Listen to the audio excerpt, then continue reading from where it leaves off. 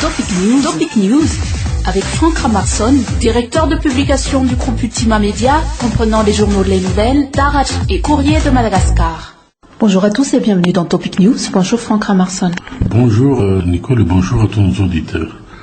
De la pré-campagne électorale, 4 ou 5 candidats ressortent plutôt du lot et visiblement ce sont ceux qui ont le plus de moyens financiers. Oui, c'est une campagne gros moyens financiers lorsque l'on regarde les choses. Et puis ce qui quand même choque beaucoup, c'est qu'il y a beaucoup de distribution d'argent dans la pré-campagne. Donc le souci de la population est que fait la CENIT qui est chargée donc d'appliquer le code électoral puisque tout cela n'est pas conforme à la loi. Deuxièmement, il y a une chose, ce que la présidente de la CENIT a dit lors du tirage au sort des numéros pour le bulletin unique. Elle a formellement dit qu'il ne faut pas faire de la propagande avant le 25 septembre, début officiel donc de la campagne électorale. Mais faites en sourdine de la propagande, de la pré-campagne, même du porte-à-porte, mais ne pas faire de l'ostentation comme c'est ce qui se passe actuellement. Là, donc, il y a quand même un certain nombre de remarques à faire à la CENIT, de prendre le taureau par les cornes et sanctionner ces candidats qui font donc fi de la loi électorale.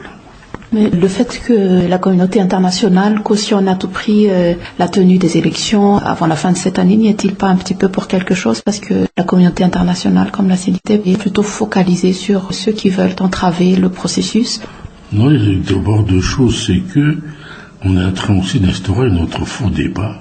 Comme vous savez, il y a des groupements qui ne veulent pas des élections, qui font, je dirais aussi, de la propagande dans des radios privées pour avancer leurs arguments que les élections ne doivent pas avoir lieu le 25 octobre. En plus de ça, elles argumentent par rapport donc à des violences comme les bombes qui ont explosé ici et là, les agressions autour de Tana concernant des personnalités, des villards, donc, et dans le domaine rural, les méfaits des DAV. Tout cela donc conjugué à ce qu'il y ait, je dirais, une entrave dans le processus électoral.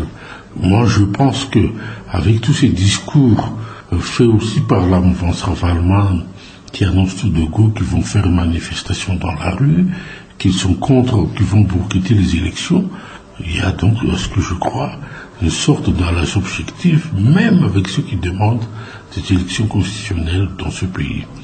Et là, donc, il faut quand même que ceux qui prônent, comme la communauté nationale, des patriotes, pour que les élections se tiennent, puisqu'il faut à tout prix qu'il y ait donc un minimum de légalité, c'est-à-dire les élections présidentielles qui se passent dans des normes objectives et constructives. Il faut que les choses se passent au mieux et qu'il faut prendre les mesures pour que la population soit sereine pour pouvoir aller aux urnes. Quel genre de sanctions pensez-vous qu'il devrait être prise à l'encontre des candidats qui ne respectent pas les règles du jeu? Là, vous entrez vraiment dans le vif du sujet.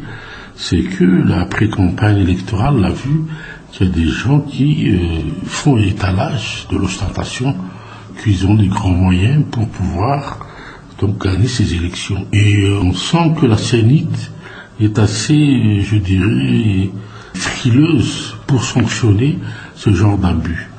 Et que moi, je pense qu'il y a eu même une manœuvre qui a été dénoncée par certains candidats, que des distributions de prébendes et d'argent ont été faites pendant des meetings, et que ces meetings n'ont pas été validés par les chefs de district, alors qu'on prend une certaine légalité avant de faire donc des rassemblements publics. Il faut donc une autorisation du chef de district. Mais là, on fait fi donc de tout cela, puisque on est en train de faire passer un candidat d'État pour pouvoir assurer son élection peut-être. Mais ce que l'on regrette, c'est réellement donc que jusque maintenant, il y a ce que j'appellerais des abus de pouvoir concernant donc ces campagnes préélectorales, puisqu'on voit déjà de grosses affiches des affiches qui circulent sur les bus, dans les meetings, même sur les sièges, donc le QG de ces candidats qui ne sont pas conformes à la loi.